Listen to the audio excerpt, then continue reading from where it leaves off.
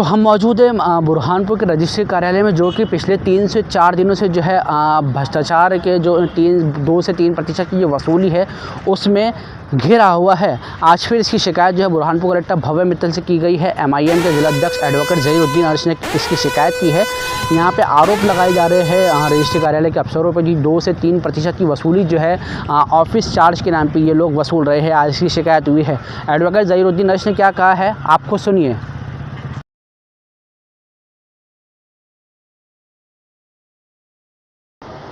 बुरहानपुर का पंजीयन कार्यालय यानी रजिस्ट्री कार्यालय इन दिनों जो है मीडिया की सुर्खियां बटोर रहा है। आपको बता दें, लगातार शिकायतें हो रही है कि यहाँ पर जो है ऑफिस चार्ज के नाम पे 2 से 3% की वसूली की जा रही है। इसकी शुरुआत जो है कांग्रेस के जिला अध्यक्ष रिंकू टाक ने की। उन्होंने कहा, आरोप लगाया रजिस्ट्री कार्यालय पर, उनके अफसरों पर कि कई सालों से यहाँ पर जमे हैं और अन्य बहुत सारे के उन्होंने आरोप लगाए हैं। बहरहाल आपने वो पिछली रिपोर्ट में देखा होगा। अब इस मामले को जो है MIM ने भी शिकायत की है। इससे पहले भी कई मरतबा एडवोकेट ज़हीरुद्दीन ने शिकायत की है प्रशासन से। इस बार फिर शिकायत की। हम जान लेते हैं क्या शिकायत की आपने फिर से। देखिए, बुरहानपुर पंजीयन कार्यालय में विगत कई वर्षों से सर्विस प्रोवाइडर के माध्यम से पंजीयन कार्यालय में अवैध वसूली 2 से 3% की जाती है। जब भी वरिष्ठ अधिकारियों को हमारे द्वारा शिकायत की गई तो वरिष्ठ अधिकारियों ने यही कहा कि कोई यदि व्यक्ति हमारे पास शिकायत करने आता है तो हम निश्चित ही उसके विरुद्ध कार्रवाई करेंगे, उन दोषी अधिकारियों के विरुद्ध। लेकिन परंतु समस्या ये है कि रजिस्ट्री का प्रोसीजर ऐसा लेंदी प्रोसीजर है कि कोई व्यक्ति अगर किसी संपत्ति को क्रय करता है तो वो स्वयं जाकर रजिस्ट्री नहीं करा पाता है, क्योंकि उसका प्रोसीजर ही खुद ऐसा लेंदी है। उसके अंदर उसको सर्विस प्रोवाइडर के पास जाना ही पड़ता है और सर्विस प्रोवाइडर की अपनी निजी मजबूरियां ये है कि जब तक कि वो पंजीयन कार्यालय में अपनी साठगांठ नहीं करेगा, अधिकारियों को खुश नहीं करेगा, तब तक के उसकी रजिस्ट्रियाँ नहीं होगी। अन्यथा क्या होता है कि पंजीयन कार्यालय के अंदर इन प्रकार के बहानेबाजी करके रजिस्ट्रियों के अंदर खामियां निकाली जाती है और उसको लिंगर ऑन किया जाता है, लेट किया जाता है, जिसके कारण सर्विस प्रोवाइडर की भी अपनी इमेज ख़राब होती है। इसी का फ़ायदा उठाकर जो पंजीयन कार्यालय के लोग हैं वो सर्विस प्रोवाइडर पे दबाव बनाते हैं कि जब तक कि आप क्रेता से 2 या 3% की रिश्वत हमें नहीं दोगे या नहीं दिलवाओगे, तब तक कि हम आपकी रजिस्ट्री नहीं करेंगे। तो मजबूरी यह है कि पंजीयन कार्यालय के अंदर जो अवैध वसूली होती है वो सर्विस प्रोवाइडर के माध्यम से होती है और सर्विस प्रोवाइडर की मजबूरी यह है कि उसके भी अपने बीवी बच्चे हैं, उनको ना चाहकर भी अपने परिवार चलाने के लिए इस अवैध गोरख धंधे के अंदर मुलविस होना पड़ता है और ज़िले के जो नागरिक हैं उनसे पंजीयन कार्यालय के अधिकारियों के लिए अवैध वसूली करना पड़ती है।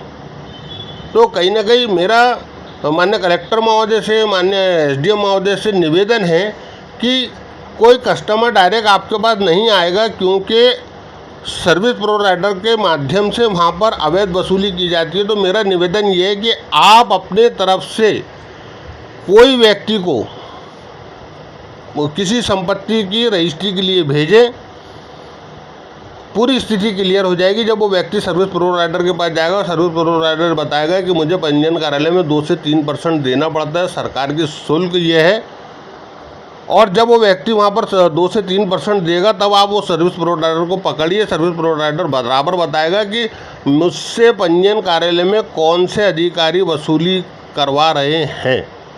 तो अगर माननीय कलेक्टर महोदय अपनी तरफ से किसी व्यक्ति को भेजे, माननीय SDM महोदय किसी व्यक्ति को भेजे, तो ये स्थिति क्लियर होगी और दोषी अधिकारी पकड़ में आएंगे। और इसके पूर्व भी पंजीयन कार्यालय के अंदर पंजीयन कार्यालय के विरुद्ध बुरहानपुर में स्टिंग ऑपरेशन हो चुके हैं और उस स्टिंग ऑपरेशन के अंदर 2500 सर्विस प्रोवाइडर को वीडियो बनाए गए हैं और उस वीडियो के अंदर सर्विस प्रोवाइडर्स ने बताया है कि शासन का शुल्क ये होगा, पंजीयन कार्यालय में 2 से 3% का ये देना पड़ेगा और मेरी फीस ये होगी। ऐसी जब स्थिति स्टिंग ऑपरेशन के माध्यम से पूर्व में क्लियर हो गई और उस वक्त भी कोई कार्रवाई नहीं हुई और हमारी निरंतर पंजीयन कार्यालय के खिलाफ कार्रवाइयाँ चलती रहती है, क्योंकि मैं एमआईएम का ज़िला अध्यक्ष हूँ और बुरहानपुर के नागरिक आए दिन मेरे पास ये शिकायत करते हैं। और इसके पूर्व मैंने भी देखा था कि कांग्रेस के जिलाध्यक्ष माननीय हमारे रिंकू टाकजी ने भी शिकायत की है। तो ऐसे जितने भी राजनीतिक दल और सोशल वर्कर हैं उनके पास इस तरह की शिकायत आती है, लेकिन प्रशासन इस मामले के अंदर मौन है, निष्क्रिय नज़र आता है और पंजीयन कार्यालय के दिन ब दिन हौसले बुलंद हो रहे हैं। तो इस पर निश्चित ही अंकुश लगना चाहिए। वकील साहब, आपको ऐसा नहीं लगता कि जो भाजपा की सरकार है मध्य प्रदेश में, वो तो दावा कर रही है कि हम भ्रष्टाचार मुक्त मध्य प्रदेश बनाएंगे, लेकिन ये अधिकारी जो है उसके विरुद्ध जाते हुए कहीं ना कहीं दिखते हैं, आप क्या कहेंगे? देखिए, जब से भारतीय जनता पार्टी की सरकार मध्य प्रदेश में आई है, भ्रष्टाचार सर उठाकर चल रहा है, चरम सीमा पर भ्रष्टाचार फैला हुआ है। आप पंजीयन कार्यालय नहीं, आप किसी भी शासकीय कार्यालय में मध्य प्रदेश में चल जाइए, जब तक आप रिश्वत नहीं देंगे, जब तक कि आप नीचे से उनको हाथ नहीं चलाएंगे, आपका कोई अगर लीगल काम भी है तो वो नहीं होगा। और अगर आपने पैसा नहीं दिया और आपका काम लीगल भी है तो अधिकारी, कर्मचारी, बाबू, चपरासी जो है उसको लिंग और ऑन करेंगे, उसमें लेट लती भी करेंगे, अनावश्यक किंतु परंतु निकाल के नागरिकों को हैरान और परेशान किया जाएगा।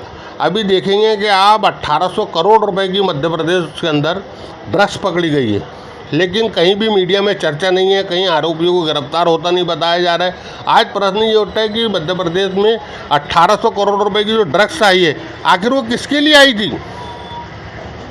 तो ड्रग्स माफिया, ज़िले के अंदर सट्टा जुआ बिल्कुल खुलेआम चल रहा है, पुलिस प्रशासन भी मौन बैठा है, आए दिन शिकायतें आती है, थोड़ी बहुत कार्रवाई होती है, उसके बाद फिर सट्टा जुआ अपनी जगह पे चल रहा है। यानी कि कहीं ना कहीं इनको भाजपा की सरकार के अंदर फुल समर्थन मिल रहा है और भ्रष्टाचार पूरे ज़िले में नहीं पूरे प्रदेश में चरम पर है। रिंकू टाक ने कहा है कि अगर कार्रवाई नहीं होती है इन अफसरों पर तो हम जो है जन आंदोलन की ओर अपना रुख करेंगे। तो एमआईएम के इस पर ऐसा क्या रुख होगा अगर कार्रवाई नहीं होगी? तो निश्चित रूप से ज़िले के नागरिकों की सुरक्षा के लिए, उनके अधिकारों के लिए और जहाँ जहाँ नागरिकों का शोषण होगा तो हमारी पार्टी एमआईएम बिल्कुल मैदान में उतरती है और उतरेगी इनके लिए भी। बहुत बहुत शुक्रिया हमसे बात करने के लिए।